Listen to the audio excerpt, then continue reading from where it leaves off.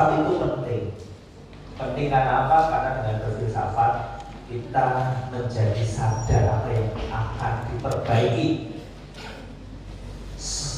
Dengan berfilsafat kita menjadikan minat kita itu berkembang, gitu ya.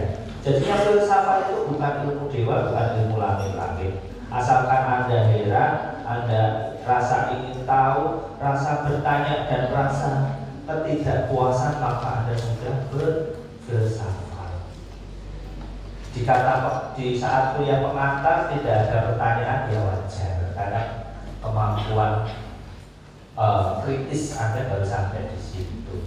Jadinya kakak-kakak yang ada di SMA berlatihlah untuk bertanya. Gitu. Berarti bertanya itu muncul karena apa? Membaca. Membaca harus membaca buku tidak. Membaca itu membaca semuanya, membaca kejadian di sekitar kita dan sebagainya.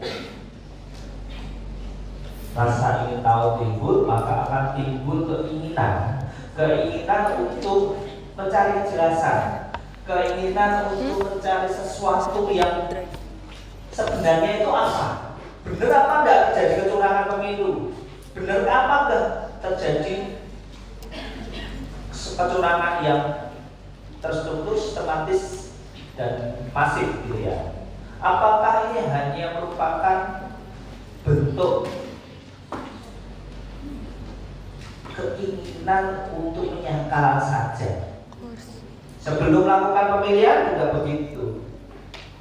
Timbul keinginan tahu masing-masing calon yang dipilih dan sebagainya. Bahkan ketika kita duduk di sini, kita tahu, ingin tahu sebenarnya kita duduk di sini karena apa? Apakah benar-benar saya ingin duduk di sini? Dan sebagainya. Nah, nanti kita dalami lagi di selanjutnya. Langsung sampai sini. Nah, kadang-kadang keinginan tahu kita itu setelah kita melihat atau membaca atau mendengarkan sesuatu, akhirnya kita muncul spekulatif. Spekulatif itu artinya ya prasangka, nggak apa-apa. Prasangka itu pintu masuk dari ilmu, gitu. Pintu masuk dari ilmu. Prasangka itu muncul kalau nanti ada sesuatu yang bertentangan dengan nilai kebenaran kita. Oke, sekarang masuk ke diskusi. Sudah mengikuti praktikum semua ya? Oke. Kakak-kakak juga ada, di lab juga ada ya, untuk lab karya ilmiah remaja. Siapa yang ikut? Kim? Ada yang ikut Kim? Atau pembelajaran yang bersifat observasi, mengamati warna di kimia dan sebagainya? Nah, ini bergeser sedikit pasti akan sensitif sekali. Pertanyaannya adalah, kenapa Anda mengikuti itu?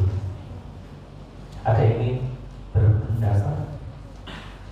Kalau kakak-kakak yang di sini itu sudah tahu, saya tidak suka menunjuk, tetapi mata saya selalu kemana-mana sambil bertahan di satu titik. Intinya, ayo tanya.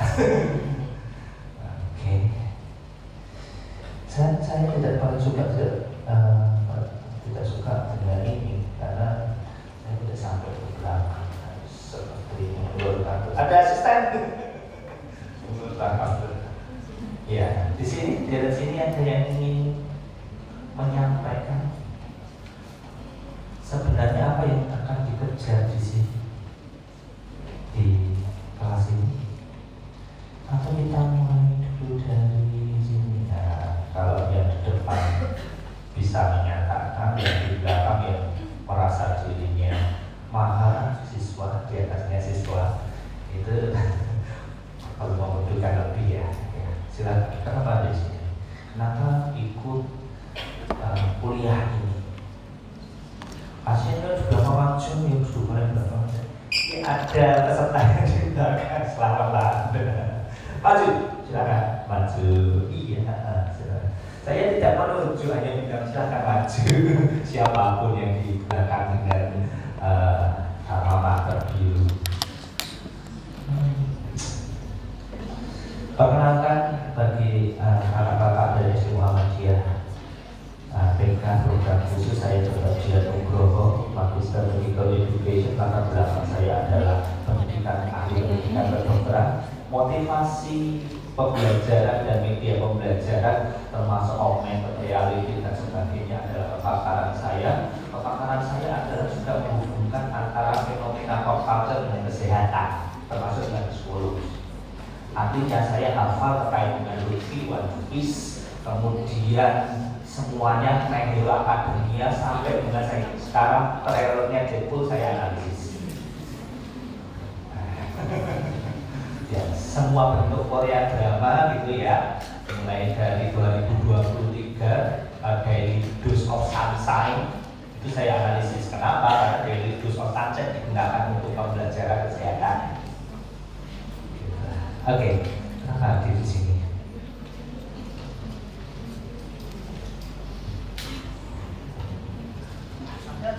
Kalau kita menyatakan kata hati itu tidak perlu dipikir, sampaikan saja. Kenapa di sini?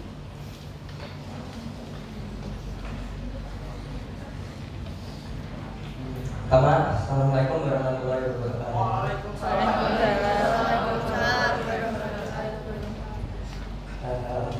Nama saya Asfal Dimas Kiradiama dari SMA Muhammadiyah Pondok Khusus Kota Barat Surakarta. Dan saya di sini ingin mengobservasi bagaimana kakak-kakak mahasiswa-mahasiswi ini di Fakultas Kedokteran UNS hari ini. Oke, terima kasih. Jadi yang kakak-kakak kedokteran yang sedang diobservasi, tentunya yang cewek tidak mengobservasi jika ya. Berarti selera Anda beruntung, gitu ya. Oke, di sini ada yang ingin menyatakan di kiri. Siapa?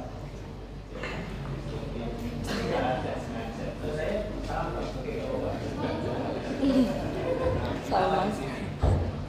Karena ikut kuliah dokter.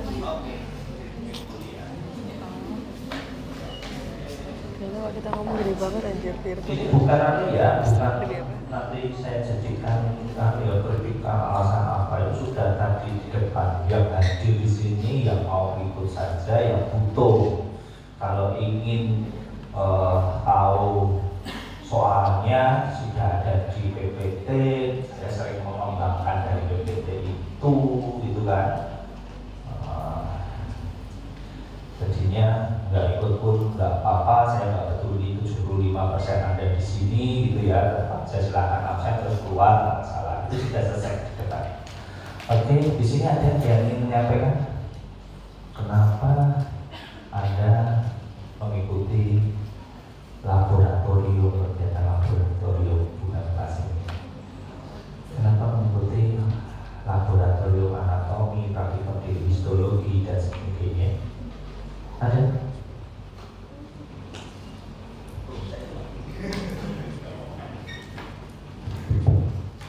Sebelumnya izin menjawab dokter, kenapa saya mengikuti kegiatan laboratorium, praktikum, anatomi dan lain sebagainya. Mungkin sebagai observasi juga, selain kita membaca materi, tentunya kita juga butuh untuk melakukan pengecekan tentang apa sih yang kita baca, kemudian apa aja yang intinya biar lebih tahu itu pastinya di mana, gak cuma dapat dari materi doang.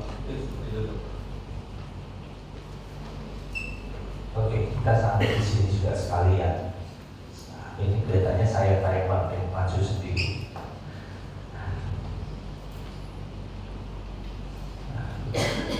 Kita masuk ke sini. Ketika kakak ingin mengobservasi, ketika kakak ingin mengetahui kuliah apa, ya ini kuliah pekerjaan, saya ingin mengikuti kuliah pekerjaan. Ketika saya ingin mendapatkan ilmu, ya. Seseorang itu dalam ilmu ada yang disebut sebagai ilmu, ada disebut sebagai ilmu pengetahuan. Ya, kalau seseorang yang mengerti dan tahu tentang ilmu pengetahuan tersebut. Jadi ada dua istilah, science dan knowledge. Kalau cuma hadir kemudian ingin mendapatkan sesuatu, itu berarti takarannya baru knowledge. Ingin mengetahui, knowledge, pengetahuan. Belajar matematika, mengetahui, knowledge. Cari di internet, mengetahui, knowledge. Berarti Anda mencari ilmu.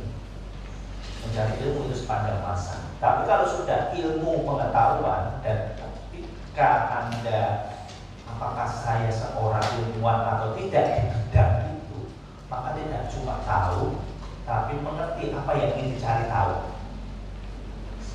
Orang yang berilmu itu orang yang tahu, cuma tahu, tetapi tidak bisa menyelesaikan masalah. Sedangkan ilmu pengetahuan, orang ilmuwan itu selain tahu, ketika ada masalah, dia tahu cara mengambil jalan keluar, cara mengambil alternatif, cara mengambil untuk berpendapat, merekomendasikan sesuatu. Dia akan membagi ilmu menjadi 3 struktur ini. Ilmu sebagai produk, ilmu sebagai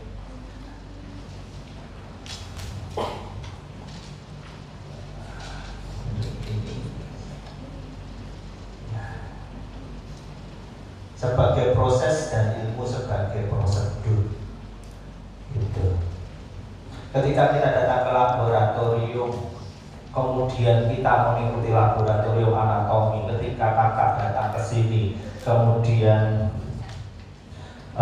mengikuti kegiatan kuliah kakak-kakak ini, maka Anda menganggap ilmu sebagai barang, sebagai produk. Ketika sebagai produk, rasa ingin tahu kita terhadap produk itu apa, anatomi itu apa, matematika itu apa. Kita tidak akan mengulas bagaimana matematika itu ditemukan, apa sih yang perlu saya tingkatkan di pembelajaran organ kelamin, otak. Tidak perlu, karena hanya sebagai produk, menerima. Anda bermain Mobile Legends, ya main aja, kalah menang sekian, yang penting senang, itu produk. Ketika kita menganggap ilmu sebagai sebuah proses, nah, tidak cuma menganggap bahwa saya hadir di sini itu karena saya ingin tahu, tapi saya ingin mendapatkan pengalaman yang akhirnya akan meningkatkan kemampuan saya terhadap produk tersebut. Gitu. Saya bisa mengerjakan matematika, saya bisa mengerjakan kimia, saya bisa lulus ujian. Itu berarti saya akan menggunakan ilmu sebagai sebuah prosedur, proses. Ini cek timernya gimana kalau lupa? Tak stop dulu aja, baru saja. Padahal saya tidak minat buka sendiri. Ya mohon maaf, karena setiap perkuliahan Anda nanti lihat di sini itu setiap angkatan saya rubah-rubah, gitu. Jadinya pengalaman angkatan yang lalu akan akan berbeda gitu.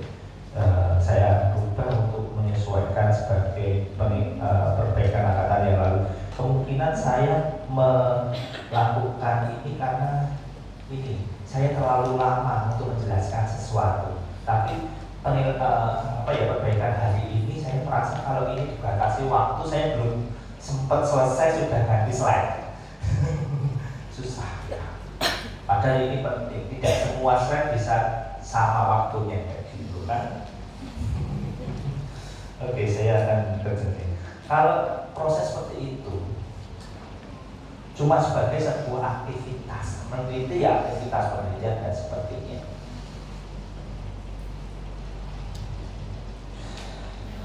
Baik, kalau sebagai sebuah prosedur dan metode, tentunya kita hadir di laboratorium, hadir di kelas ini sit in di sini, kemudian ikut kuliah dokter dia, itu tidak cuma merasakan sebagai produk, ingin meningkatkan untuk mendapatkan penilaian lebih baik, tetapi juga ingin mengevaluasi dan meningkatkan ilmu tersebut. Maka ada sebuah prosedur-prosedur yang setiap prosedur itu nanti akan dilalui dan senantiasa bertanya prosedurnya sudah benar atau belum, betul atau benar atau belum apa-apa, sudah butuh air minum. Nah, oke. Itu artinya ketika ikut anatomi tidak cuma ikut anatomi, jadi asisten anatomi kapasitasnya meningkat, tetapi di sisi lain ikut penelitian anatomi.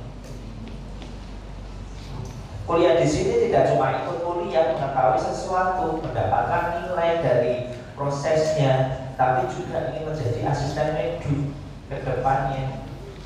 Nah, atau mungkin ingin menjadi seorang etisis atau ahli etik maupun filsafat. Makanya adalah salah satu bentuk dari prosedur menjadi seorang ahli etik ataupun ahli filsafat, yang artinya dia akan kayak berminat di sini akan memperbaiki ilmu atau prosedur ilmu tersebut. Oke, ini keluar masalahnya. Karena saya lama di sini artinya keluar. Ya. Ini sebentar saja artinya bisa. Kalau keluar berarti terbaca gampang dijawab gitu kan. Tapi bukan yang pasti keluar, ini pasti keluar. Jadinya tujuan ilmu intinya menyebabkan ilmu itu tidak mati, karena ilmu yang mati itu ilmu yang tidak berkembang. Ilmu yang tidak berkembang contohnya bahasa Latin. Apakah semua ilmu memang harus berkembang? Jawabannya tidak. Bahasa Latin yang akan digunakan di anatomi kalau ataupun bahasa-bahasa standar itu memang sengaja dimatikan supaya tidak terjadi perkembangan, agar ketika ilmu itu dipakai tidak mendua.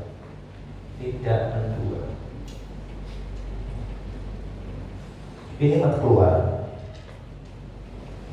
Ya, ini keluar, saya stop terlebih dahulu juga. Ini gimana cara stopnya? Saya lupa. Saya buat pengaturan sejudul.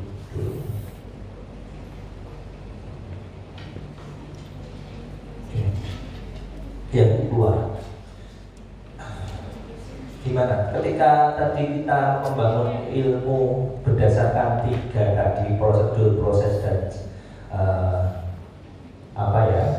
prosedur, proses, dan sebagai sebuah produk, maka cara membangun kita itu setidaknya ada 3 pengaruh untuk mengembangkan, 2 pengaruh untuk mengembangkan ilmu, yaitu non-inferensial dan inferensial. Non-inferensial itu berasal dari dalam diri kita sendiri, inferensial itu pengaruh dari luar. Gampang, jadi kalau soal luar itu tinggal dilihat pengaruhnya dari mana.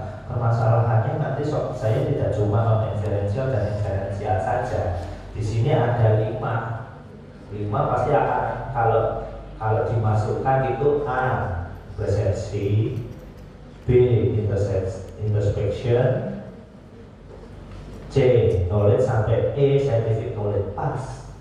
Seperti halnya yang kemarin di etik profesionalisme saya bilang minimal ada 4 pasti keluar ujian. Apalagi 5 pas, pasti juga keluar. Nah, sekarang nanti sudah pernah baca ini, atau mungkin tanggapan Anda kalau misalnya persepsi itu seperti apa? Ada yang berpendapat, saya persepsikan, saya asumsikan. Hati-hati ya, kalau di skill labs Anda mulai terbiasa mengatakan saya persepsikan, saya asumsikan tensi sudah terpasang, saya asumsikan ya. Hati-hati. Kalau saya yang uji pasti nilai profesional Anda buruk kan? Aneh. Apa itu persepsi? Prior knowledge saja.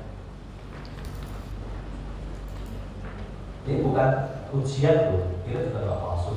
Cuma kembali lagi, saya tidak berharap saya stand up komedi atau ceramah sendirian di sini. Gimana? Apakah mata saya terintimidasi dan Anda terintimidasi? Silakan yang di teman-teman ada yang berpendapat apa itu persepsi? Semakin cepat semakin baik, nggak ada benar dan salah, aman di sini. Karena susah ketika kita diam, gitu kan, kita tidak tahu mana yang kurang lebih ada di pikiran kita ini. Ada dua, non-inferensial dan inferensial. Ketika non-inferensial itu ada dua, yaitu persepsi dan introspeksi. Ya, salah satu semuanya melihat dari diri kita sendiri terhadap sesuatu yang di luar. Gitu ya. Pengaruhnya terhadap diri kita sendiri, dan salah satu pengaruhnya terhadap cara diri kita sendiri bersikap di luar, terhadap cara bersikap kita pada orang atau fenomena luar. Mana yang persepsi?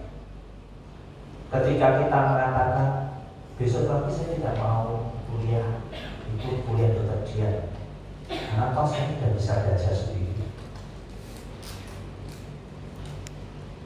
Mana yang persepsi? Besok saya ikut kuliah kekerjaan, saya akan mempersiapkan sesuatu. Ini dulu saya baca, kemudian saya akan pelajari ini. Saya ingin bertanya soal ini. Mana yang persepsi, mana yang persepsi? Bocorannya di situ soalnya. Sekarang saya tidak akan ngasih jawaban karena saya bukan penceramah ya. Kalau hasil tadi ketika saya tanyakan itu kita tidak dapat, ya selanjutnya silahkan dicari. Enak ya jadi dosen ya. Apakah dan apa yang ditanya? Oh ya, cari bukunya ya. Oke, yang kedua adalah non-inferensial, ada other self, kemudian ada historical, kemudian ada berdasarkan konsensus, scientific knowledge, historical maupun knowledge of other self. Ini tentunya akan dipengaruhi oleh sesuatu yang di luar, entah itu orang lain, entah itu proses kejadian, entah itu proses keilmuan, gitu ya. Anda memberikan paracetamol itu karena apa? Pada orang panas. Kita coba ya di sini. Nah, tadi yang di belakang kita ya, yang di sini kita dari saya jadi tertarik untuk membandingkan pendapat. Terpaksa saya menunjuk karena ini eksperimental. Silakan memberikan obat panas, tentu ya paling gampang ada paracetamol karena langsung aja dikeluarkan. Kalau ada benar salah tenang, kalau salah wajar SMA gitu kan. Nanti pengetahuan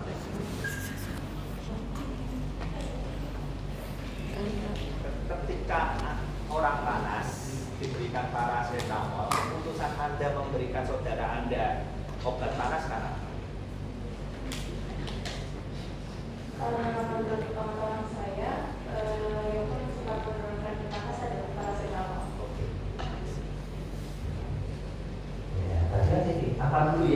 Lihat sini, lihat sini.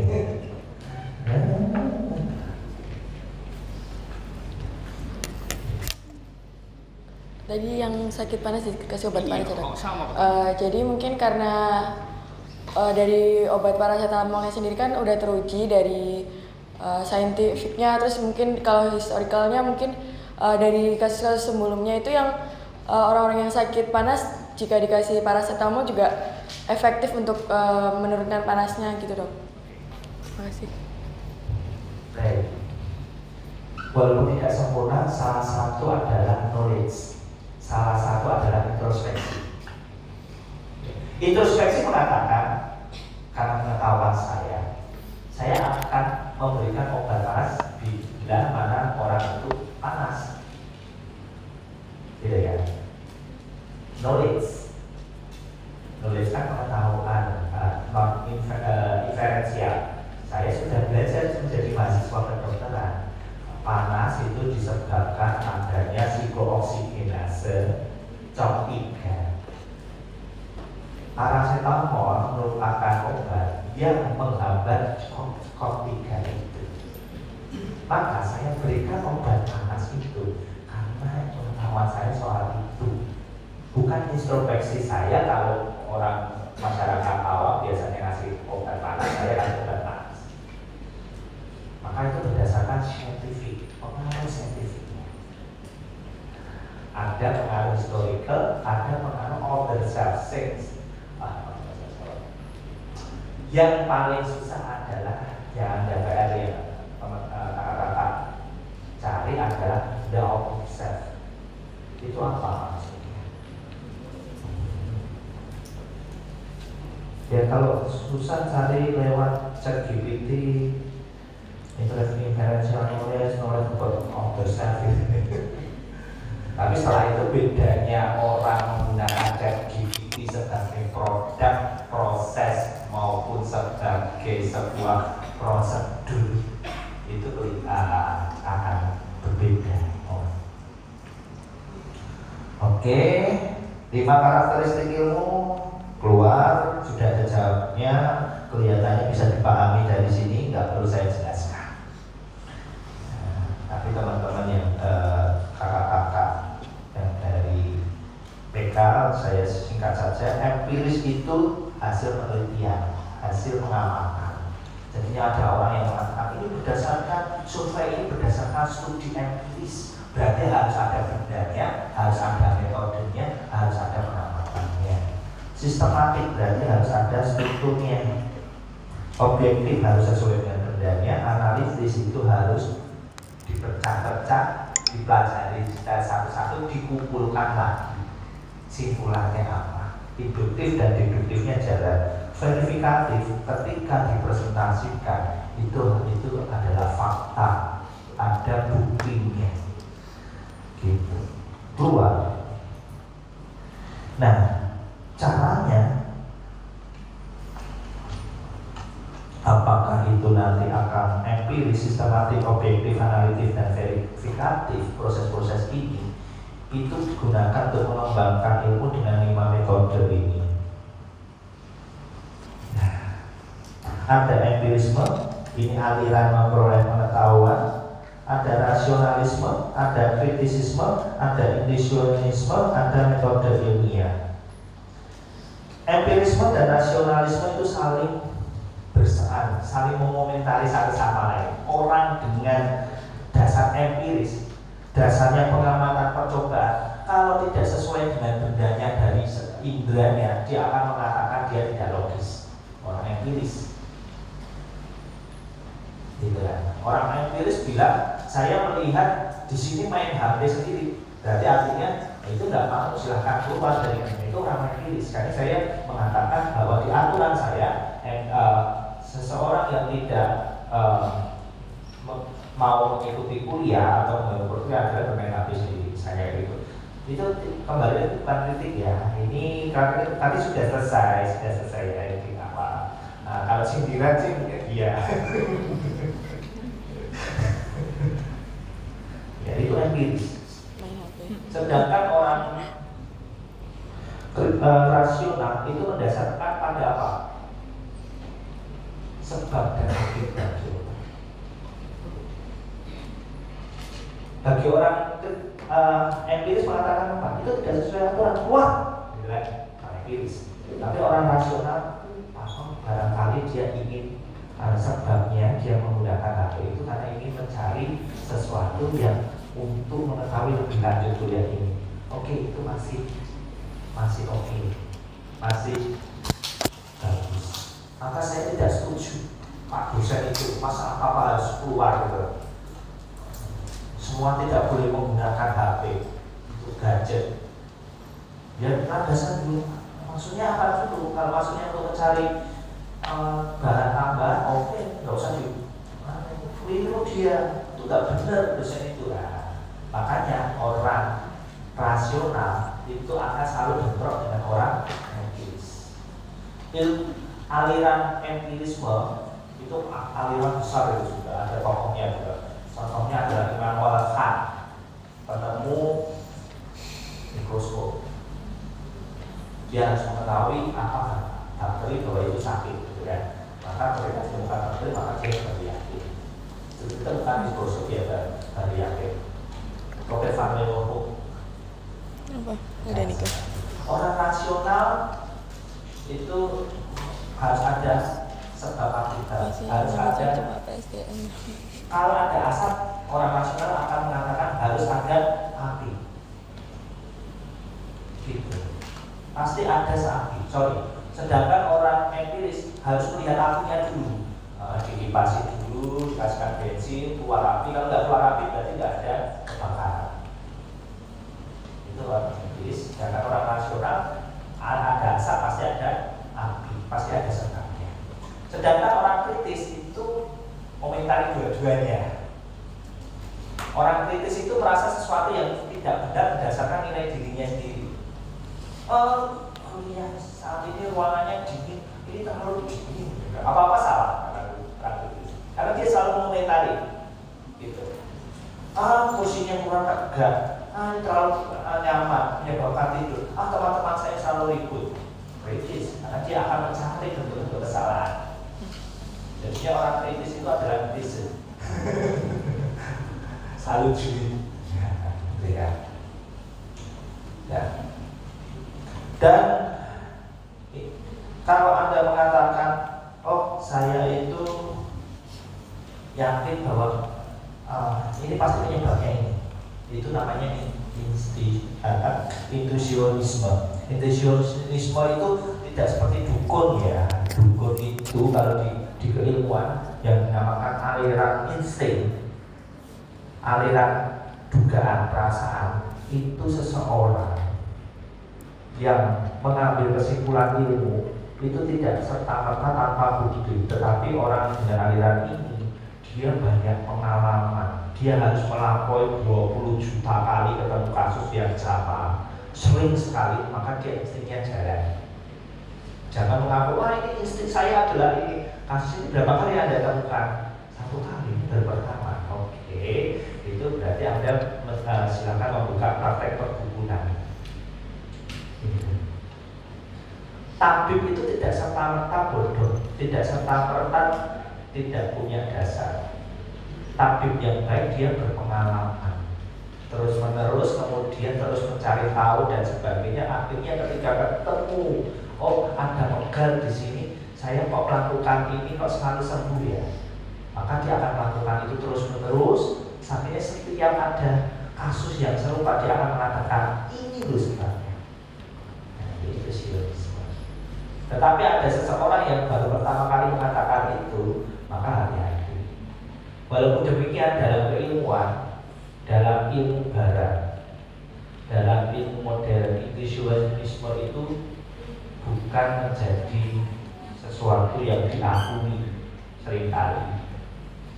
Gitu. Kalau ilmu timur oriental itu masih ada, kalau mengakui dan sebagainya. Metode ilmiah itu penemuan aliran yang selalu berdasarkan pada konsensus ataupun prosedur yang sudah baku. Kalau ingin mengetahui adanya glukosa harus melalui langkah ini, ada steatin yang dalam berdahulu, glikol gitu ya, untuk mengenali jenis itu. Artinya harus dipecah terlebih dahulu dengan reaktif apa. Ingin mengetahui adanya DNA, RNA harus melalui proses itu. Kalau proses itu tidak dijalankan, maka tidak sesuai dengan metode ilmiahnya, maka tidak diakui oleh aliran ini. Aliran ini salah satunya di dalam dunia kedokteran, kakak-kakak, adalah farmakologi. Orang farmakologi tidak mengakui adanya obat itu syahid kalau tidak melalui uji klinis.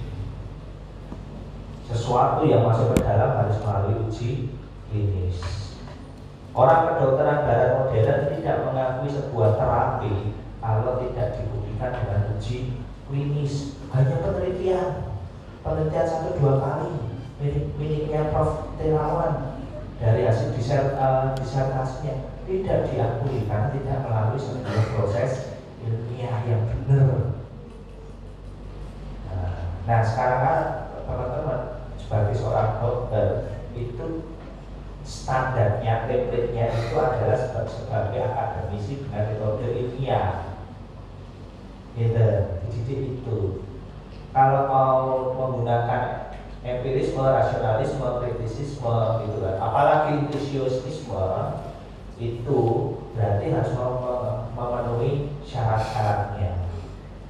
Empirisme dan rasionalisme berarti Anda harus setidaknya menjadi ilmuwan terlebih dahulu, mengetahui ilmu tersebut dan bisa mencari jalan keluar, tahu filsafat ilmu tersebut dan bisa mengembangkan.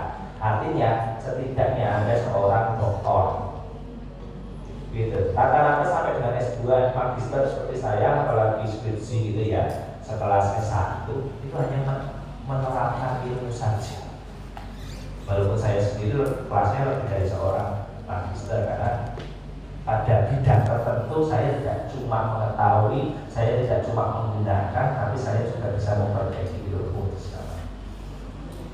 Tapi itu diakui secara ijazah. Doakan saja segera doktorat. Oke. Ini mundur ya. Oke. Nah, ini mengembangkan ilmu, jenis-jenis aliran penelitian. Ada epistemologi, aksiologi, kemudian ada ontologi, gitu kan. Aksiologi itu kuantitatif, dasar kuantitatif. Dia harus ada indikator dan parameter, ada nilai-nilainya. Berarti studi Anda adalah studi aksiologi. Tetapi kalau Anda menyatakan di dalam desain penelitian bahwa studi saya adalah aksiologi yang mana? Gitu. Kohort kah, case control kah, dan sebagainya. Jenis-jenis penelitian akan Anda dapatkan ketika Anda mengikuti kuliah yang ke-14 ya, yang dasar penelitian kedokteran. Itu tulis 12-an. Gitu. Epistemologi itu mencari akar muasal masalah, sedangkan ontologi itu hanya berbasiskan studi bahasa. Ontologi itu seringnya dilakukan oleh studi-studi bahasa. Kayak tadi, filosofi itu dasarnya dari kata filo dan sofia. Maka aktivitas-aktivitas yang filo, cita, dan sofia kerjakan macam apa? Benarkah setiap tindakan orang itu Anjir, kenapa kayak termasuk unsur filosofi? Ada studi ontologi. Sayangnya studi ontologi di dunia kedokteran itu memang sangat terbatas. Dan kalaupun dilakukan, itu juga peminatnya sedikit yang membaca maupun yang melakukan. Gitu ya. Apa sih bedanya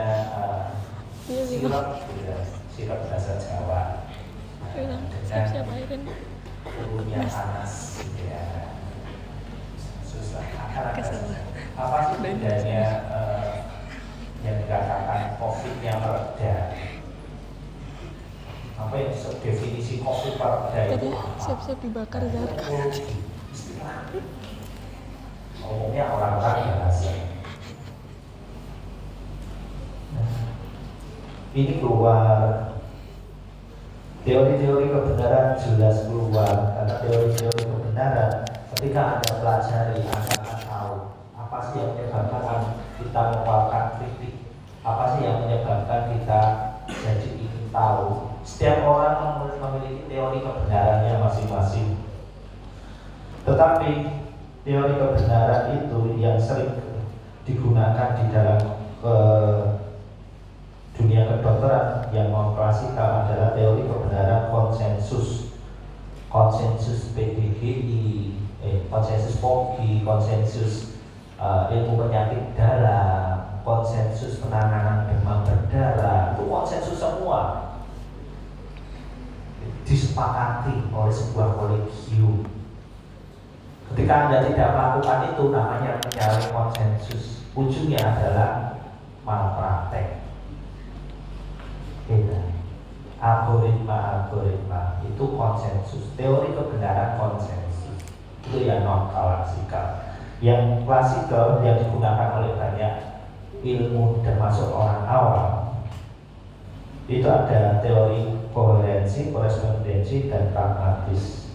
Teori korespondensi itu menyatakan kalau antara pernyataan dan perilakunya itu sama, antara yang dinyatakan dan faktanya itu sama. Ketika saya menyatakan bahwasanya saya akan netral, tapi di sisi lain boleh loh saya berkampanye, itu bagi orang yang dengan teori kebenaran korespondensi nggak nyambung, jaka sembung gitu ya.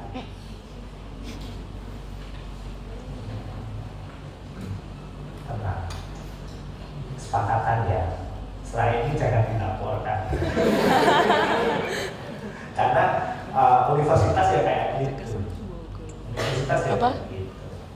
Kritik boleh. Tapi yang kritik yang benar-benar berdasarkan fakta, berdasarkan keilmuan seorang ilmuwan kan itu kan. Kritik dari seorang dokter harus berdasarkan ilmu kedokteran, tapi bukan seorang dokter ya, tapi seorang, karena ini filsafat ilmu, maka seperti itu. Kalau Anda mengatakan bahwa saya ingin menerapi ini ternyata tidak menerapi itu dengan alasan sosial, itu dari secara korespondensi tidak nyambung. Karena memang harus teori kebenaran itu seseorang itu antara pernyataan dan sikapnya, faktanya itu benar. Sedangkan teori koherensi itu tidak cuma benar, tapi harmonis. Contohnya penelitian demam berdarah, itu secara korespondensi benar atau salah? Teori kebenaran kan melihat sesuatu itu bermasalah atau tidak, benar atau salah, hitam putih sekali berdasarkan karakter dan pendidikannya masing-masing.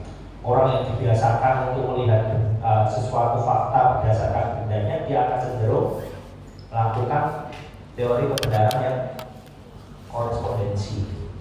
Sedangkan koherensi enggak.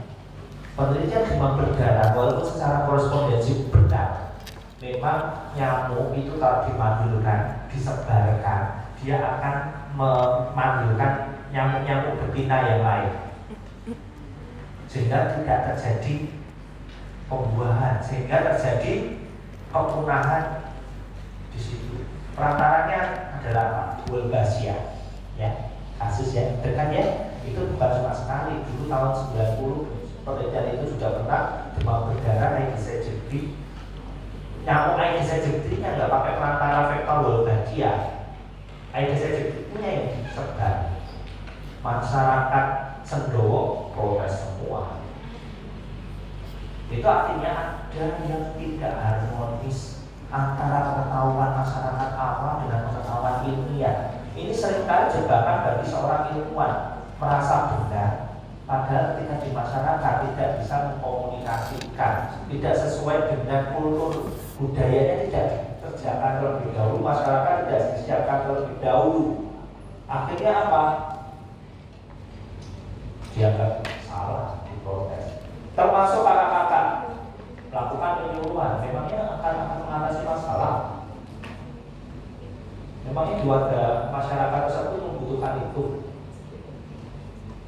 Tidak disiapkan terlebih dahulu apa kebutuhannya, kemudian apa yang diperlukan, sebenarnya pelatihan apa yang diperlukan.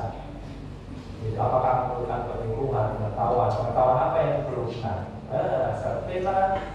Isi diriku dimasukkan, ya. Tapi akhirnya apa? Tidak digunakan. Pengobatan misalnya, sudah dikasihkan obat, bisa jadi dokter kasihkan obat, obatnya ada 10, dibuang semua itu obat. Karena pasien tersebut merasa saya tidak butuh ini. Gitu. Obat sebelumnya saya sudah punya obat ini. Sebelumnya dokter selalu memberikan obat ini dan saya tidak sembuh. Jadi secara korespondensi Anda menyatakan obat panas adalah paracetamol, tapi secara koherensi tidak harmonis, dia sudah punya banyak paracetamol dan paracetamol tidak menyembuhkan panas dia. Jadi sebabnya bukan karena oksigen. Itu kebenaran. Oke, sedangkan pragmatis gampang, asalkan ada gunanya. Seperti tadi Anda datang ke sini, saya menjadi benar datang ke sini karena ada gunanya, mendapatkan yang pragmatis bagi saya apa? Dapat bocoran soal. Ya sudah. Sedangkan omongan di Dr. Dian yang lain itu adalah sesuatu yang tidak benar. Saya tidur saja. Yang penting ketika saya sadar ada ya ini keluar deh, saya benar-benar cerita. Jadi mesinnya yuk dong. Karena ada butuhnya di situ. Itu kebenaran pragmatis. Silakan tiap orang seperti ekstrovert dan introvert. Di klasikal ini tidak semua orang 100% akan di salah satu nilai kebenaran. Tapi kecenderungan salah satu pasti ada. Entah cenderung korespondensi, entah cenderung pragmatis, atau cenderung koherensi, itu pasti ada. Tapi memang masyarakat dengan tipe koherensial yang harmonis itu yang diharapkan untuk menjadi seorang ilmuwan kedokteran, ya, dan ilmuwan yang lain. Gitu. Oke, itu yang keluar di sini. Yang selanjutnya yang paling sering keluar,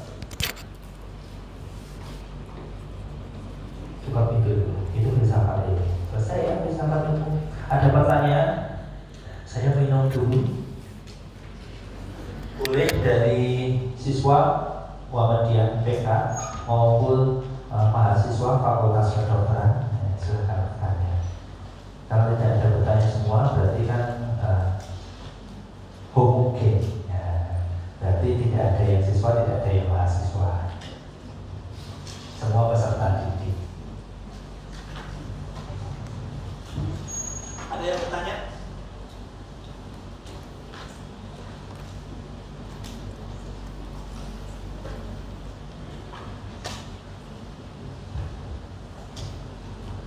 Ya, ingat ya kemarin tujuan akhir dari kos ini adalah semakin Anda melalui proses kos ini, maka Anda akan semakin bisa berpikir kreatif, kritis, bisa mengeluarkan ide, bisa mengeluarkan rekomendasi. Salah satu bentuk indikator yang nampak itu bertanya, menyampaikan usulan dan sebagainya. Gitu. Jadinya kalau misalnya lulus dan belum berkembang kemampuan itu, ya lulus secara nilai tetapi tidak secara keterampilan atau kompetensinya sebenarnya tidak lulus. Oke, saya lanjut ke selanjutnya kalau tidak ada pertanyaan.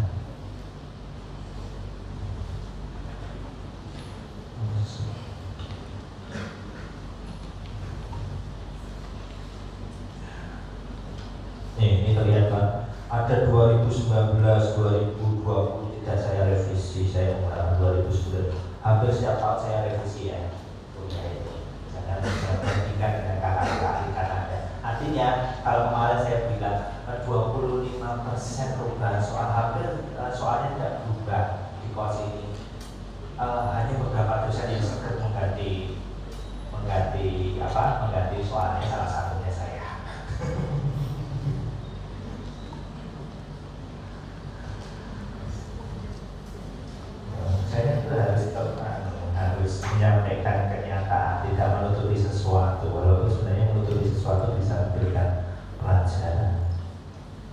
Ya intinya kita di sini belajar untuk masa depan. Ini sebenarnya standar lagi.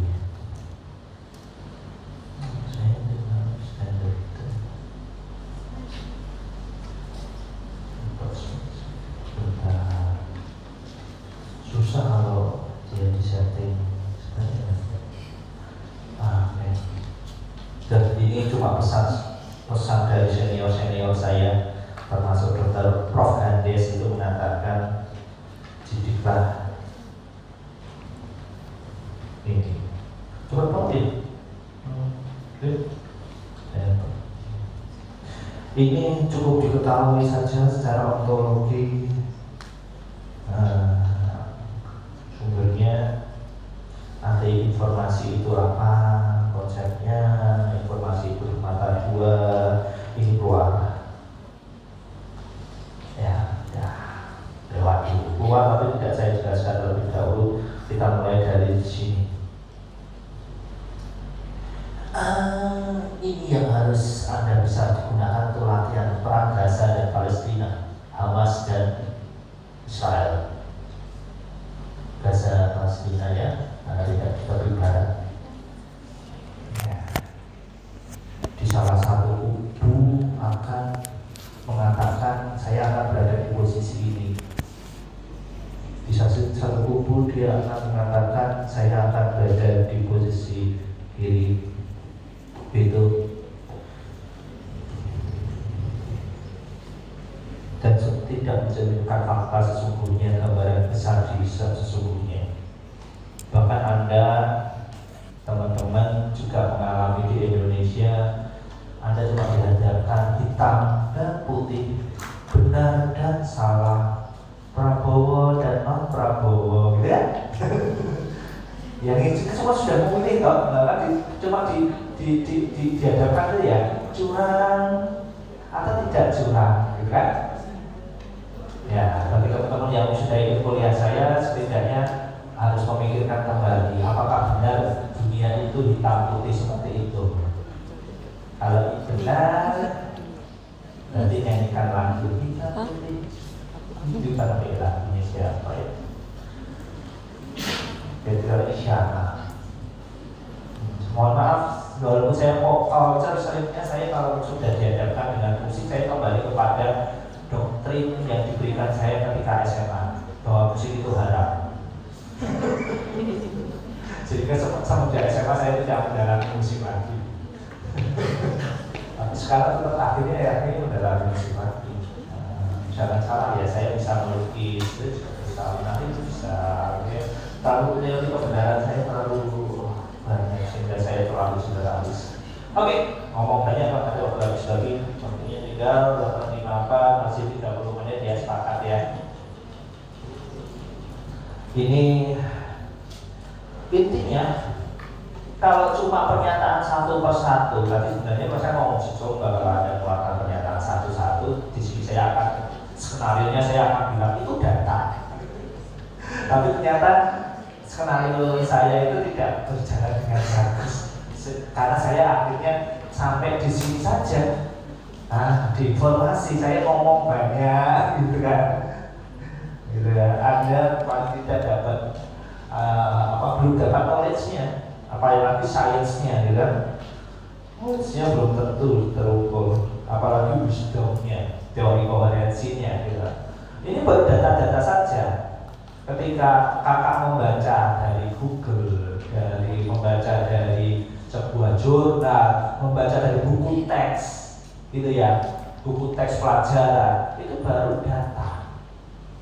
Data itu dengan kenyataan itu sangat jauh. Setelah itu tiba-tiba Anda bisa menyelesaikan semua masalah di dunia dengan membaca buku matematika kelas 12, gitu kan?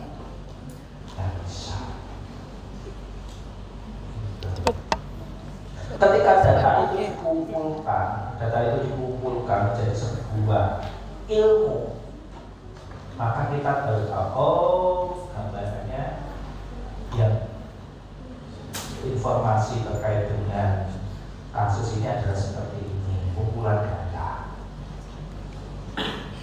Kelemahannya kalau kita cuma mempercayai sebuah data, data itu bisa diatur. Mana yang Anda dapatkan, mana yang tidak Anda dapatkan. Informasi kelemahannya hanya dikumpulkan, maka bisa diatur.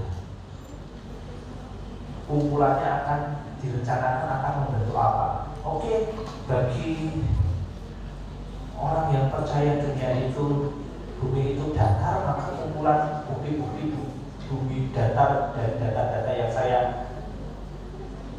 rencanakan itu akan saya susun supaya Anda percaya bumi itu datar. Saya susun bahwa percaya supaya Anda masuk di dalam sekte saya, sekte bepergian. Anda berdasarkan informasi. Nah, ketika informasi disusun di dalam sebuah kumpulan konteks fenomena masalah, dia akan menjadi sebuah nulis untuk mengatasi masalah tersebut. Ketika kita melakukan proses ini, maka kita akan tahu bersikap, maka itu akan menjadi sains. Ketika kita bisa menggunakan kumpulan ilmu knowledge itu untuk menyelesaikan masalah, itu menjadi sebuah ilmu pengetahuan atau sains, tidak cuma knowledge. Kalau kita sudah bisa mengkoherensikan dengan kebutuhan masyarakat, itu artinya kita bisa bijak dalam ilmu. Jadi ilmu pengetahuan, sains wisdom itu semua ini kebijakan. Nah, nanti kembali lagi, nanti muaranya adalah di soal ini. Ya, kapan dikatakan wisdom? Kapan bisa menyusun sebuah decision? Kapan harus sebatas knowledge? Knowledge ke bawah itu bersifat pas, sesuatu yang sudah diketahui, tapi belum tentu bisa menyelesaikan masalah, dan seringkali tidak bisa menyelesaikan masalah karena letaknya hanya berdasarkan masa lalu.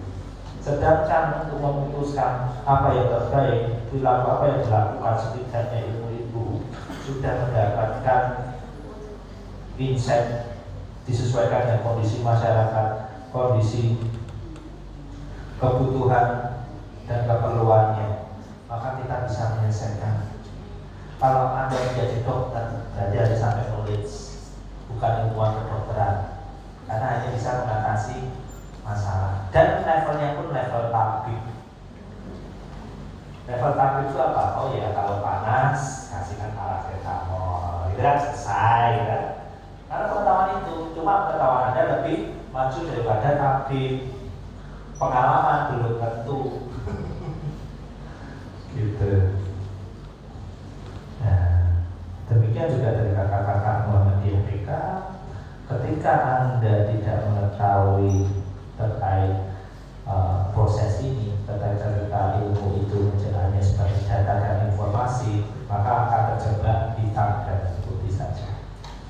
Terus saya ngajak dua ya, apa ya sebagai memberikan kesempatan. Toh kita menghargai mereka yang sudah hadir di sini untuk setidaknya bisa nanti kelebihan mereka jadi tempat saya adalah bisa berpikir agak nyentrik gitu ya. Ya tenang saja teman-teman yang di Muhammadiyah PK, saya orang teater juga.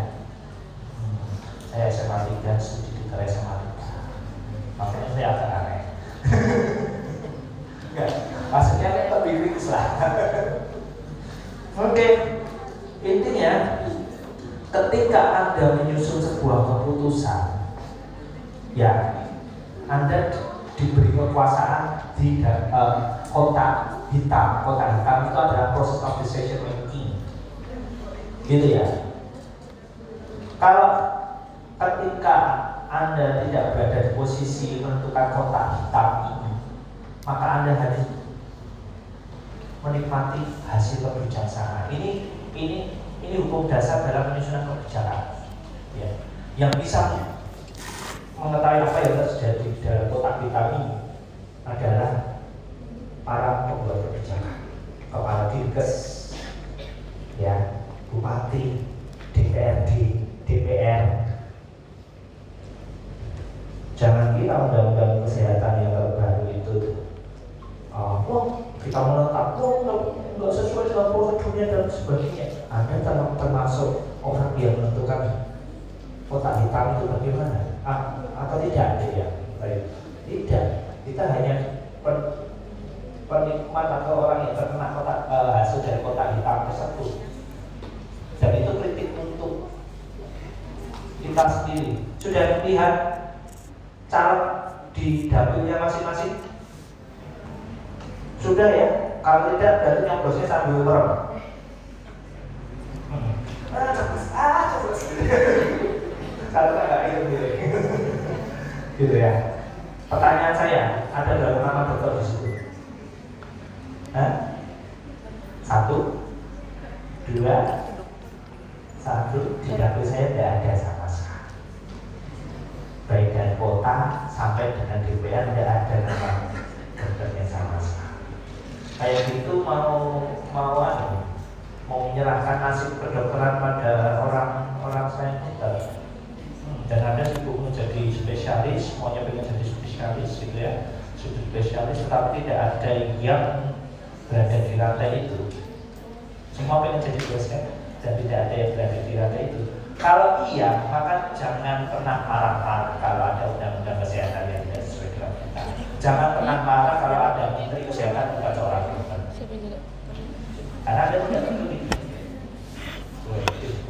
Baik, catatan ya, jangan direkam kemudian anak saya masih kecil-kecil suaranya. Kita ini juga masih kecil.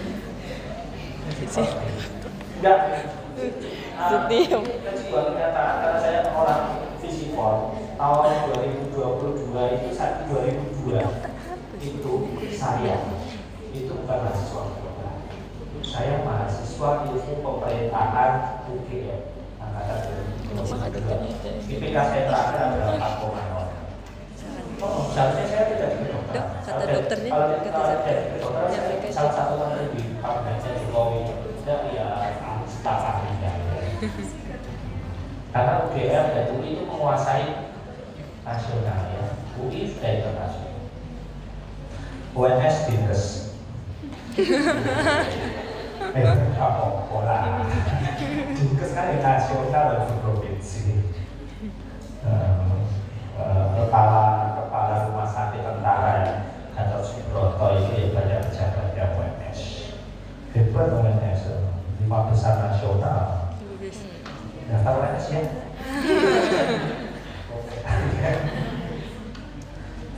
UI dan UGM jangan berharap daftar sana, susah satu saingannya.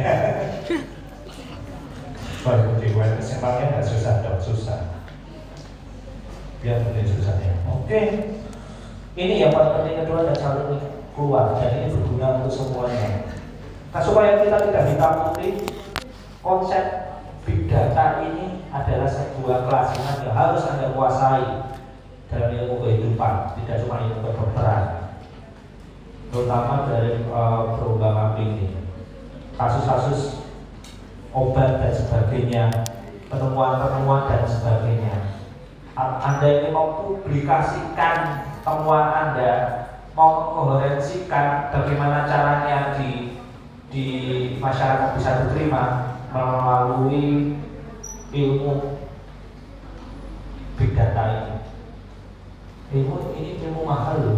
Kalau misalnya dilatih sekelas sarjana ilmu SD, sarjana informatika. Jadinya intinya sebenarnya ada 5 big data, tetapi yang untuk teman-teman semua cukup 4 aja yang menjadi dasar, yaitu tentang volume, velocity, variety, dan veracity. 4 pasti keluar.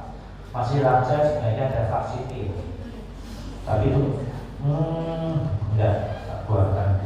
Cukup 4 ini dan 4 itu pasti keluar karena ada 4 jawabannya paling pragmatis.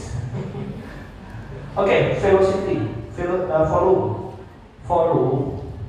Kalau Anda ingin menyampaikan penyuluhan apapun itu atau publikasi apapun, jangan semuanya dikeluarkan. Terlalu berat. Kalau terlalu berat, otak nggak bisa menerima.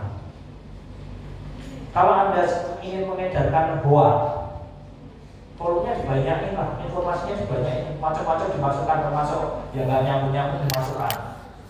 Di ilmu pos kebenaran, semakin banyak volumenya, kebohongan akan menjadi sebuah kebenaran. Jadi hati-hati kalau Anda mendapatkan sebuah informasi yang terlalu banyak, jangan serta-serta mau menerima, mau menyetujui. Tunggu sebentar, saya baca terlebih dahulu. Dalam dunia asuransi itu digunakan. Tujuan pragmatis Anda mendapatkan pembiayaan toh, mendapatkan jaminan toh, pinjaman juga seperti itu kan. Maka kontraknya panjang tuh, banyak berlebar. Anda pusing, nggak bakal baca, hitung satu persatu. Gitu. Ketika ada poin sisipan kecil di situ, ya Anda selamat datang di jebakan Batman, gitu kan? Apakah ada terjadi mengalami? Intinya, teman-teman sekalian, kalau menghadapkan sebuah berita yang terlalu banyak dan beraneka ragam, mintalah waktu sebelum berkomentar. Jangan langsung bilang setuju atau tidak setuju. Kemudian potonglah kecil-kecil, baca satu-satu, dicari buktinya, baru bisa berkomentar. Kalau ingin menyampaikan sesuatu, ya jangan langsung besar, potonglah menjadi beberapa tahapan. Gitu ya, itu volume yang digunakan untuk kita. Dengan ilmu ini kita, maksud saya adalah kita bisa mendapatkan dua keterampilan, keterampilan untuk memfiltrasi informasi dan keterampilan cara untuk menyampaikan sesuatu. Artinya dengan big data ini Anda bisa menjadi promotor kesehatan, tahu caranya menyampaikan ilmu kesehatan. Bagaimana caranya? Jangan cuma akhirnya ada tugas dari kostik ke 4 IPE, Anda sampai semua masyarakat bingung. Karena terlalu berat. Apalagi dengan tambahi volumenya dengan bahasa-bahasa kedokteran. Ada di area suprainguinalis yang dekstra, di otot musculus bla bla bla bla. Secara volume berat sekali. Kita harus tahu ilmu kedokterannya dulu baru bisa memahami informasi. Kecuali Anda sengaja membuat uang. Terus kemudian velocity itu kecepatan. Kalau ingin menyampaikan sesuatu, perlambat kecepatan. Yang penting diperlambat, ditekankan, velocity-nya dikurangi kecepatannya, diulang-ulang, ditegaskan. Seperti yang saya lakukan. Ada beberapa poin yang saya lambat, ada beberapa poin ya dewasa ya. Itu kalau Anda ingin menyampaikan sebuah ilmu. Kalau ingin mengetahui bahwa ini hoax atau tidak, kalau ada orang sebagai marketing sengaja, ya sebentar jelaskan terus tanpa memberikan Anda waktu untuk berpikir, pastilah datanya itu tujuannya adalah mengirim opini Anda. Tujuan akhirnya itu. Kalau untuk berita bohong, pastikan itu ciri dari berita yang bohong. Velocity-nya terlalu cepat sehingga tidak memberikan kesempatan Anda berpikir itu benar atau salah. Tiba-tiba disuruh, ayo kita bergerak, karena semua sudah bergerak, kita harus bergerak mengeluarkan pernyataan sikap untuk menyatakan bahwa pemilu ini tidak jurdil, bahwa ada keterpihakan, masalah itu benar-benar. Hati-hati terlebih dahulu. Ini siapa? Velocity-nya dikurangi dulu, kita pahami dulu, kita tahan dulu. Apakah itu sesuai dengan kebenaran kita? Gitu. Kita berpikir, kita menyatakan sebagai siapa? Saya kemarin ditanya oleh mahasiswa, saya di mahasiswa juga ditanya, kemudian tidak menggerakkan mahasiswanya untuk memberikan pernyataan sikap mewakili fakultas kedokteran. Benar deh. Rektor kita siapa? Ketua MBA kita siapa? Mas Menteri Nadiem Makarim, UNS ya, ketua Menteri, mau menyatakan pernyataan sikap sebagai UNS seperti apa kalau dengan seperti itu? Nah, ternyata kita tahu itu wajar saja bahwasannya di UNS kita cenderung bersikap netral karena tidak ingin mengadu dombakan berbagai kepentingan. Dan di UNS sendiri tidak memungkinkan karena konstruksi sosial politik kita, masa menteri melawan presiden. Gitu. Kalau ingin menyatakan sebagai pribadi masing-masing silahkan, sebagai guru besar silahkan, itu adalah hak berdemokrasi. Tapi kalau menyuruh sivitas UNS menyatakan sebagai nama sivitas UNS ya tadi faktanya itu. Nah, jadinya paham ya kenapa rektorat akhirnya mengeluarkan. Kalau benar nggak selesai. Oke, benar. Oke. Velocity variety itu adalah berbagai macam channel. Kalau Anda ingin menyampaikan ilmu ataupun mendidik masyarakat, jangan cuma satu channel, PPT, PowerPoint, sudah nggak bakalan diterima karena varietinya untuk memahami cuma satu channel, yaitu mendengarkan sama membaca. Ya dikasih dong pelatihan. Kalaupun channelnya satu didukung dengan media bantuan, dengan Instagram untuk live chat terkait dengan apa, terkait dengan permasalahan, itu nanti akan diterima. Mau jadi caleg, modalnya cuma memasang baliho besar-besaran dan memperbanyak baliho, ya yang paling kerasa adalah uang Anda habis. Itu namanya proses yang memanfaatkan variety-nya banyak, dan masing-masing variety itu menguatkan atau memberikan tambahan data. Kalau baca ini berarti saya bisa bertanya. Kalau ini saya mendapatkan, dengan channel ini saya mendapatkan informasi saja tapi tidak bisa bertanya gitu. Atau menguatkan, channel ini untuk menguatkan terhadap informasi sebelumnya. Nah, bagaimana untuk filtrasi?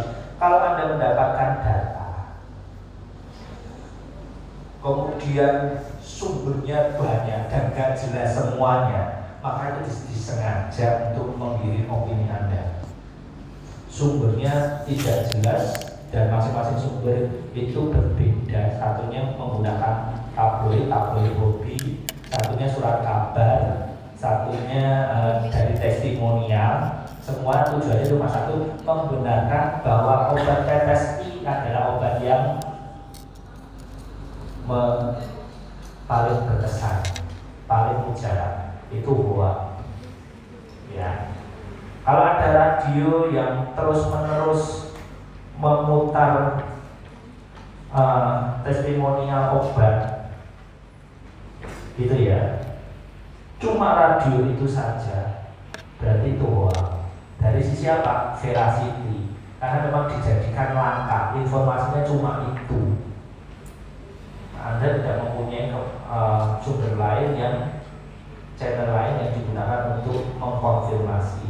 Tetapi kalau dilihat bedanya dengan variety, kalau dilihat saya diberi kesempatan untuk mencari sumber lain banyak, tetapi sumbernya tidak jelas semua yang direkomendasikan, itu artinya Anda ditipu dari segi variety-nya. Ya, itu yang membedakan variety dan veracity. Bagaimana kalau untuk penelitian? Ya, penelitian ketika Anda ingin mempublikasikan di masyarakat umum, pilihlah sumber-sumber yang penting saja yang mudah dipahami. Jadi untuk veracity-nya memang sengaja dikurangi, memang dijarangkan supaya hanya masyarakat awam itu hanya mengetahui yang penting bagi mereka. Tetapi kalau ingin menyampaikan kepada masyarakat keilmuan, veracity yang jarang itu menyebabkan penelitian Anda dianggap tidak berguna. tidak bisa dipercaya, tidak bisa dikonfirmasi kebenarannya.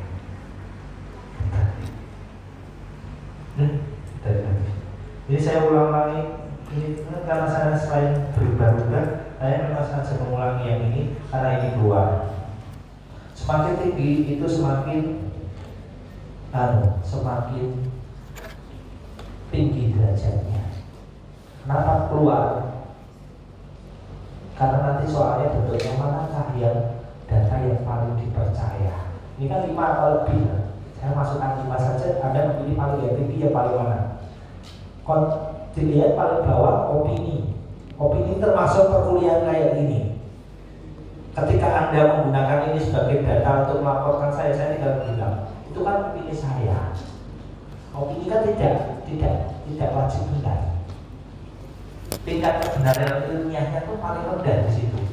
Jadinya pakar kedokteran penyakit dalam mengatakan orang yang pakar saja paling rendah tingkat kebenaran untuk dipercayai, ya kan? Apalagi testimonial orang awam. Saya sembuh setelah minum obat A. Gitu. Makanya nanti ketika ada manajemen informasi akan juga melihat siapa menyampaikan. Dokter Tifa, langsung aja. Dokter Tifa kalau ngomong soal dokter bolehlah kita berikan aplaus sesuai dengan ilmunya, sesuai dia sebagai dokter epidemiolog dan sebagainya, dokter ahli gizi dan sebagainya. Tapi ketika menyatakan sebagai seorang politisi, pikir-pikir, gitu. Apa yang disampaikan itu bukan rumus ilmu dia, itu asumsi tadi, persepsi dia, sesuatu yang dianggap benar menurut dia dan ini dikatakan benar pada seluruh masyarakat. Sampai di sini. Nanti bukan saya fokusin Dr. Tifa ya, saya hanya meng-highlight pernyataan Dr. Tifa yang terkait dengan politik. Gitu. Apakah semua dokter benar ketika menyampaikan pernyataan tentang kedokteran? Dokter Rika, dokter ya. Tetapi pernah kan Dokter Rika Citaning itu mempelajari tentang permasalahan kesehatan. Dia berfungsi sebagai politisi karena dia selama karirnya memang cenderung ke politisi bukan dokter. Jadi ketika kita mengadakan sesuatu author penyampai berita, kita lihat juga siapa penyampai berita dan bagaimana latar belakangnya. Jangan tidak cuma-cuma membebek. Kalau membebek nanti kita menjadi anggota negara sudah MPR. Oke. Ini keluar polusi informasi, ini tipsnya. Baca lagi nanti. Ini nggak usah keluar aja ya, pusing saya buat soalnya. Walaupun ini 5 tahun lebih. Keluar apa enggak? Kalau keluar dihafalkan aja, gitu ya. Dipahami. Ini adalah tips-tips sih. Pertama, ketika proses untuk menyaring informasi kecuali dengan 4 big data. 4 big data itu penting. Itu jelas keluar. Dan saya harapkan kompetensi keluar dari situ, kebiasaan Anda keluar dari situ. Tapi ini tips. Ini silakan bisa menjadi masukan, bisa jadi tidak. Ini berdasarkan studinya Kovacs. Jadinya kalau di sini kalau ingin dapat informasi maka kita harus berpikir. Filter pertama, kontennya apa? Apa yang saya hadapi? Kalau kontennya bukan kemampuan kita, jangan teruskan. Selesai tahap pertama. Ini bahas tentang politik tadi. Kita nggak punya pengetahuan dasar politik. Kalau saya masih punya, ya. Saya tadi sudah bilang bahwa tahun pertama saya di 2002 itu bukan kedokteran. Saya mendapatkan ilmu sosial dasar, ilmu politik dari pakar-pakar yang menjadi staf ahlinya menteri, staf ahlinya presiden kayak A.B. Wipayana, terus Mas Uli Masyad yang pencetus otonomi daerah gitu ya, Sugeng Purwoko, bukan yang orang-orang seleb politik saat ini ya. termasuk Bapak Purwanto yang Manchester itu semua guru langsung saya ngomong sendiri sama beliau dan saya diberi nilai 4. Hanta Yuda itu satu level dengan saya, ketua Poltreking, ya CEO Poltreking itu, saya kalau debat dengan beliau seru. Di kelas itu paling seru kalau ketika saya berdebat dengan ada 2 orang yang berdebat, satu Hanta Yuda, satu saya. Nah, kalau 2 itu ketemu seru. Bukan seru saya nyalain, biasanya saya mengambil jarak tengah yang logis.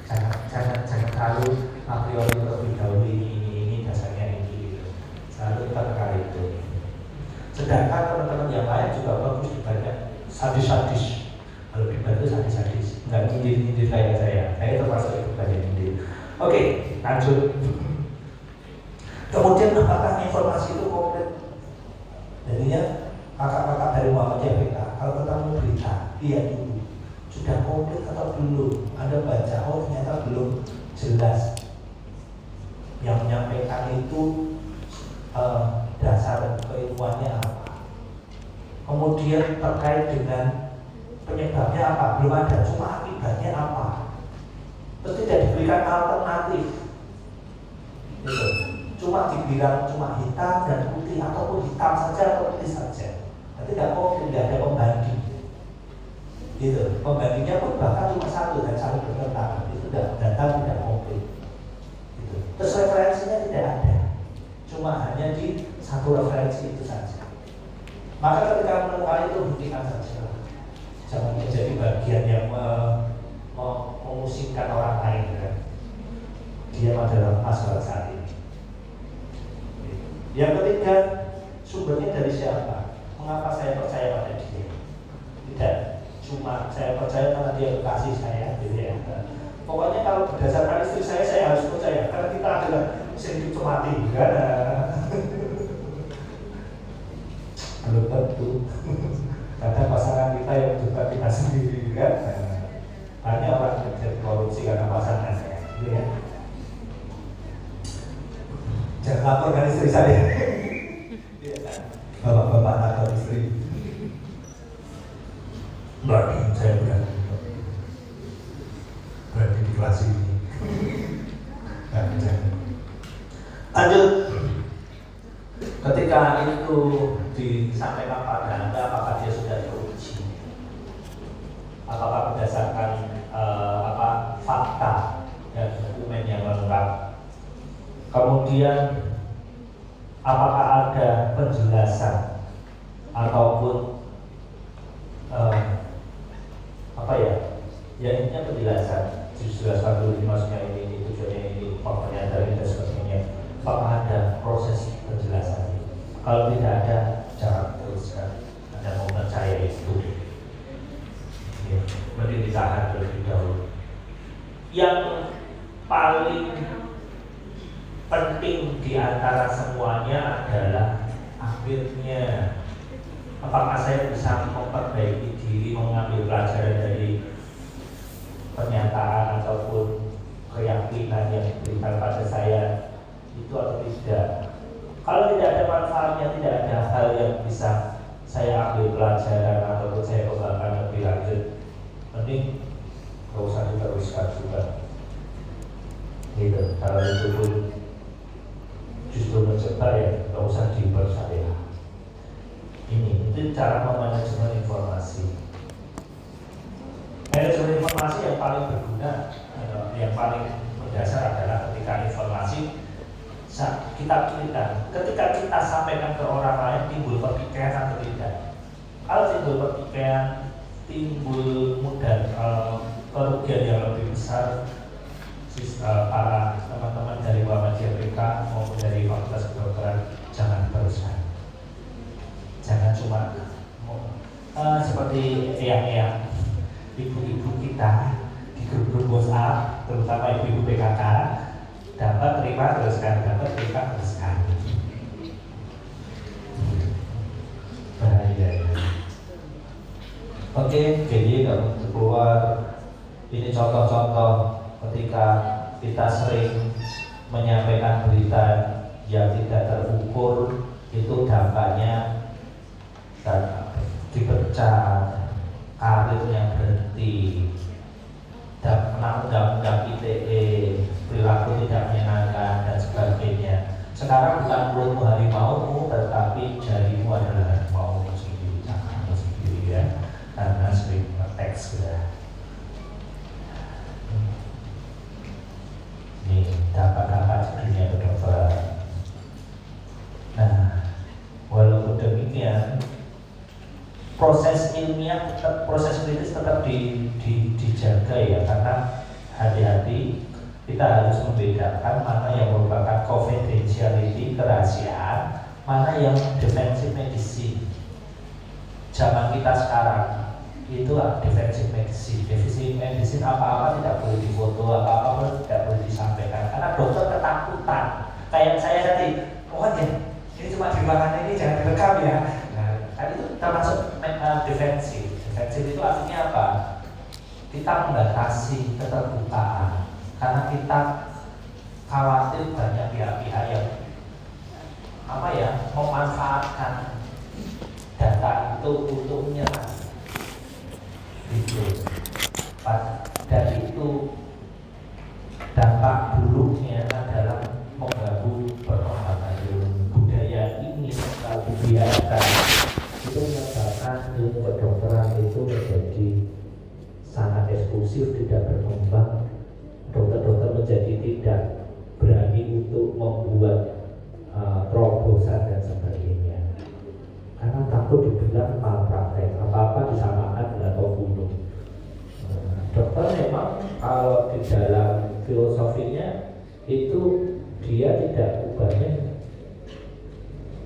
unsur-unsurnya ada, bisa menjadi dewa, bisa menjadi pembunuh. Karena dokter itu legal, dokter bedah, kalau dokter umum legal juga, punya pisau itu nggak apa-apa Anda ditangkap karena punya pisau, seperti halnya tentara punya senapan, gitu ya. Masyarakat umum punya pisau alat berbahaya tersebut dan melakukan pada orang, itu bisa kena pidana. Kita tidak. Namun di peraturan ini kita tipis sekali bedanya dengan pembunuh karena faktor tadi penggunaan informasi yang tidak benar. Ini rahasia medik. Mohon maaf, ini nggak usah dicatat, nggak usah disimpan. Kalau punya PPT-nya langsung hapus slide ini. Karena apa? Ini sudah dirubah di Omnibus UU Kesehatan ya, tentang rahasia umum. Dulu kita mengenal bahwa dokter tidak boleh menyebarkan, pasien boleh merahasiakan rahasia medik. Maka dan sebenarnya tadi ada black box, pemerintah bisa mengubah apa saja, gitu ya. Karena pemerintah mempunyai lawan kritisnya adalah Abu Bakar Syihab ya, ulama besarnya golongan pembela Islam, itu dia benar sebenarnya. Dia membatasi informasi dirinya terkait dengan wabah itu untuk kepentingan tidak mau dibilang, itu untuk kepentingan keselamatan dirinya. Karena kalau digunakan nanti akan digunakan untuk membuat dirinya dari menjadi kondisi dipersalahkan, gitu. Tapi di Apostol itu digunakan untuk terjadi kejahatan karena menutupi informasi terkait dengan wabah. Seharusnya kalau saya bilang saya kena COVID, saya ngomong ke seluruh orang se-Indonesia, se-dunia bahwa saya kena COVID. Undang-undang diatur dibuat seperti itu. Sehingga ketika Bupati Arya Bima menuntut, walaupun sebagai kalau aturan ini, maka yang menang adalah dari kubu satunya, tetapi karena kepentingan politik jadi berubah. Oke, itu benar-benar tidak ada hubungannya dengan kedokteran. Intinya ini hapus, nggak keluar. Ini gua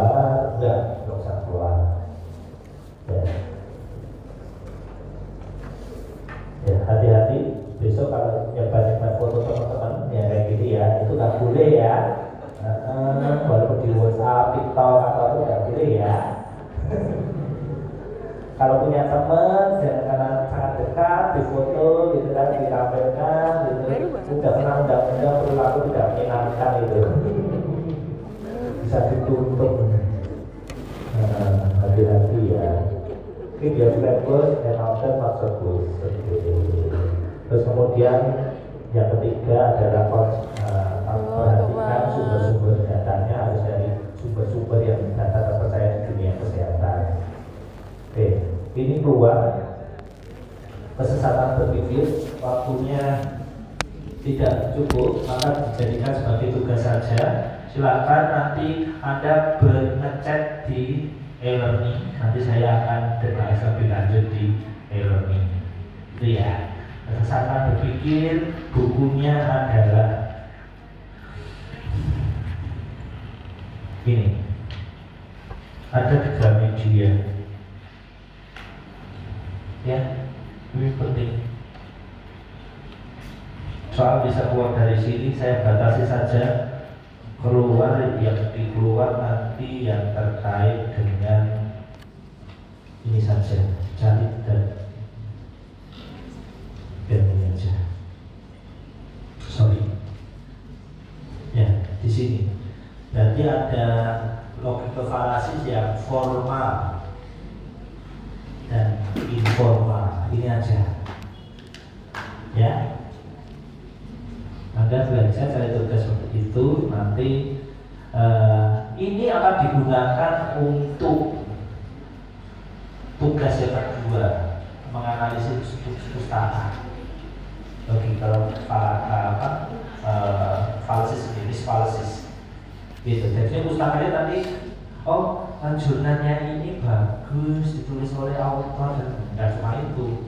Ini ada kesalahan berpikir atau enggak, ada bias logisnya atau tidak, seberapa banyak, apa saja, di kalimat yang mana, itu penugasan 2. Penugasan 1 dokter jarak gampang sekali, penugasan 1 cari 3, biasanya cari suruh 3 cari ini 3 referensi jurnal, biasanya kan belum tahu. Demikian dari saya. Ada pertanyaan, kelihatannya tidak memungkinkan, sudah 30, nanti saya diprotes. Oke. Akhir salam, wassalamualaikum warahmatullahi wabarakatuh.